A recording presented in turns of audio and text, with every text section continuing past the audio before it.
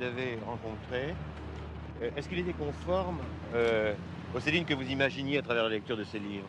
C'est-à-dire qu'au départ, je ne le savais pas. C'était une révélation en arrivant ici. C'était une révélation. Euh, un client, le docteur Détouche, m'avait appelé. Il s'avait bien spécifié, docteur Détouche, pour castrer ses chiens qui gênaient le cours de danse et les petites filles, les petites danseuses de sa femme. Alors moi, je n'avais pas fait le rapport, j'avais lu ça il y avait quelques années, et je débarque ici et je vois arriver donc une meute de chiens, un énorme Danois, un berger allemand, qui se précipite sur la grille.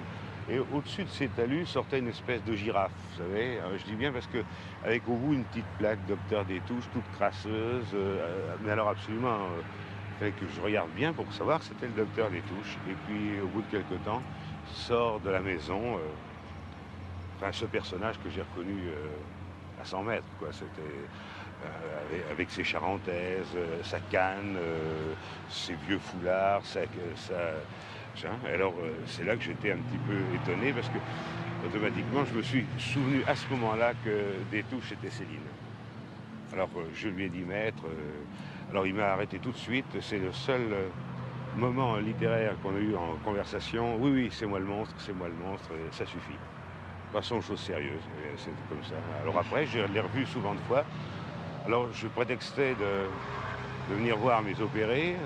En fait, c'était surtout pour le rencontrer, car j'avais enfin trouvé comment ça s'appelle, une identité entre l'œuvre et le personnage. Elle était complète à votre Ah, avis? complète, tout à fait, tout Mais à fait. est-ce que ça ne venait pas du fait que le personnage avait fini par devenir conforme à l'œuvre? Ah, c'est savoir qui est la cause première, c'est pas? Ça, je ne sais pas. C'est possible. Chaque interprétation est possible, n'est-ce pas? Mais je pense que, en fait, il n'y a pas Céline sans son œuvre, il n'y avait pas le personnage sans son œuvre. C'était véritablement une identité complète un miracle que l'on peut trouver. Car en général, un écrivain, si vous voulez, tout ce qu'il raconte, c'est toujours de l'imagination pure et simple, sans le vécu.